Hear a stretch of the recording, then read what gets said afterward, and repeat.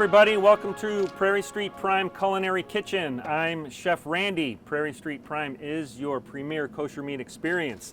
So today we're going to talk about rack of lamb, and we're going to be roasting a rack of lamb right on the grill. It's the highest quality lamb that you can get your hands on. So right here we have a rack of lamb, and first thing we notice is that there's no meat in between the bones, and what that's called is we've Frenched the bones, which means we've taken all the meat and all the fat down in between. Gives us a little bit more beautiful experience. It just is a little more elegant. All I like to do is put on this is a little bit of olive oil, and then just rub that in, and then salt and pepper, and that's it. This lamb is so wonderful, that's all it really needs. A little bit of salt, kosher salt always, some crunchy black pepper. We're going to do both sides. And this is a wonderful piece of meat to roast. You got 8 bones, so it could probably feed 2 to 3 people, or just me, if you want, because I love lamb. All right, so that's it. Now we're going to come on over to the grill. I have my grill set up for direct and indirect cooking. So direct cooking is where we're cooking directly over the fire. Indirect is where there's no fire underneath. I have burners on here and no burners over here.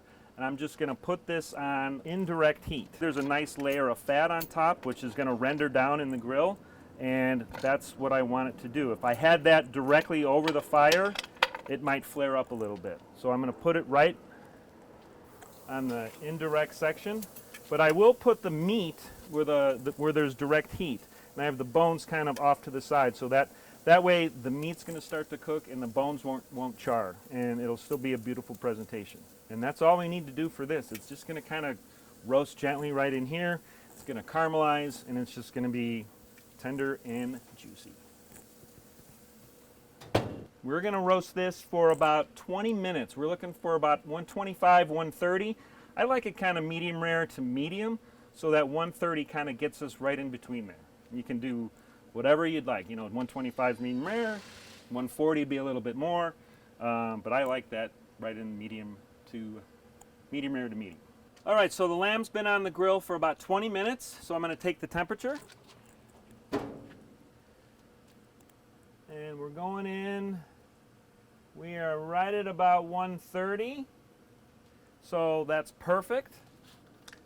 Now what I'm going to do is, because I want to get this fat a little bit crispy, so I have the grill on direct heat here, so all I need to do is flip it over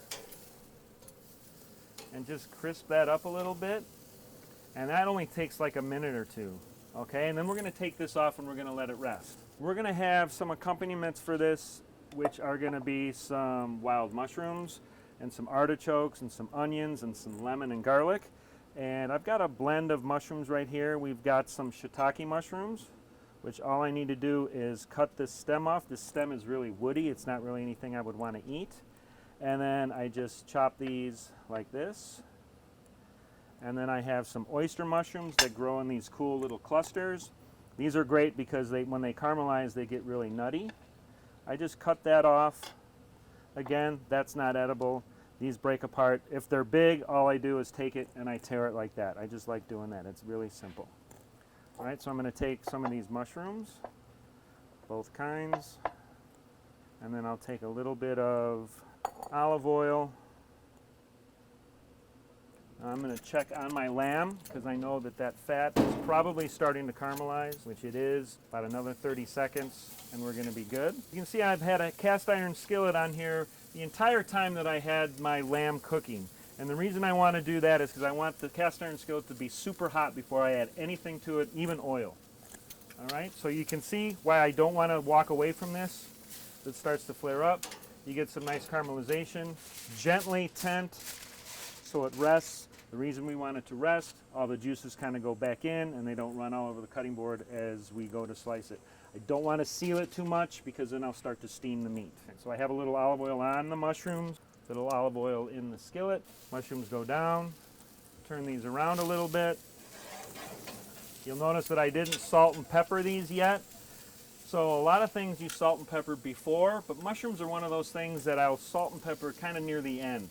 And the reason I do that is because salt kind of draws out moisture. If I draw out the moisture on these mushrooms, they're not going to caramelize. Things that are wet won't caramelize, so I want these to caramelize quickly, and that's how that's going to do that. All right, so then we have some sliced red onions, and also I want those to caramelize as well, because caramelized onions, sugars come to the surface, everything's wonderful. All right, so I'm going to close that up. The other thing we have for this is I've got some artichoke hearts. These you could use frozen artichoke hearts, marinated artichoke hearts, artichokes in the can. If you wanted to be aggressive and do fresh artichokes, which you can get, a lot of work, but these have been marinated. They're wonderful. I like the marinated ones because there's a lot of spices and some chilies in there. So I'm going to throw those at the end. I have some garlic and I have some fresh parsley. You can check our mushrooms. We see in here, look at the caramelization starting to happen. Look at this. This is what we're looking for. This one right here, if I can grab them. See all that beautiful brown caramel? That's just wonderful flavor. So I'll just give this a little toss. Stir those around. All right. I'm going to add the artichokes at this point. They sizzle up a little bit. I like to get a little color on the artichokes as well.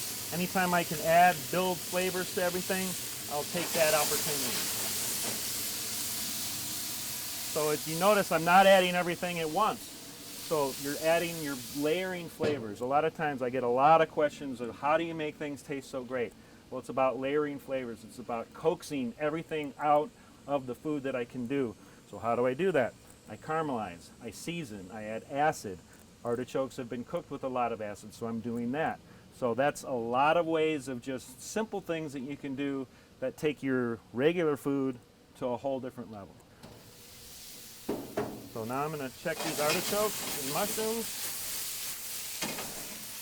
They're starting to caramelize, starting to get a little bit of color. You can see there's a little bit of color working on there. Get them right onto the skillet. I've got some chopped garlic, probably about maybe half a teaspoon, depending on how much you like.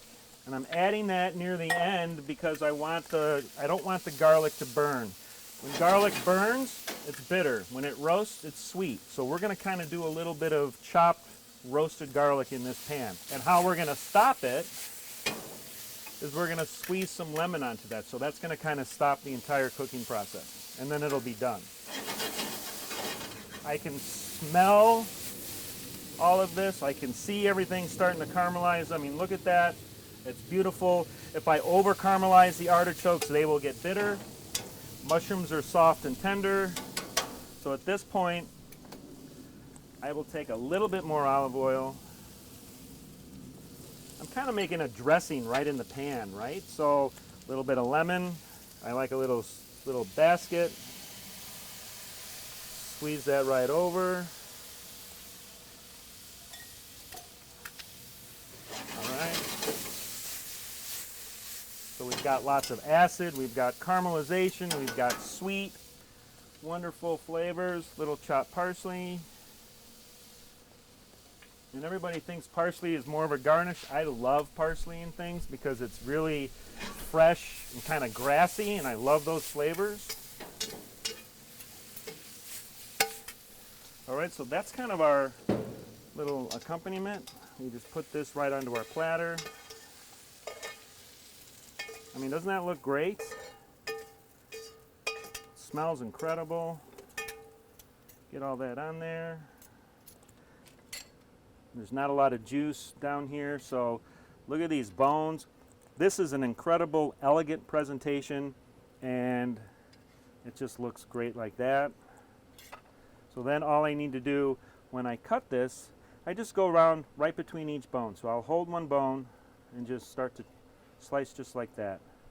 And we can see even this end cut, which typically sometimes might be a little more well done, is beautiful medium rare because we did it indirect cooking. And then we seared it to get all that flavor. I mean, this is just beautiful.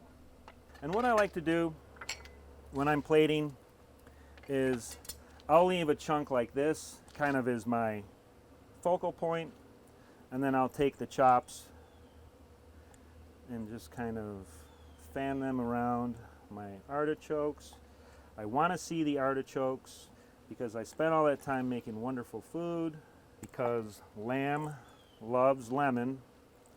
I will squeeze a little bit of lemon right on there, drizzle a little bit more olive oil,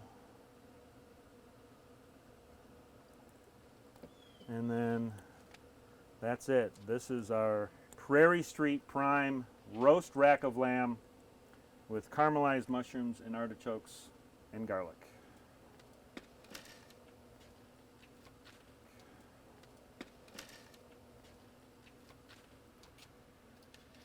All right, let's give this a taste. I am dying to taste this. I'm going to taste this one right here. Going to take a little piece of lamb, a little bit of mushroom, and some artichoke.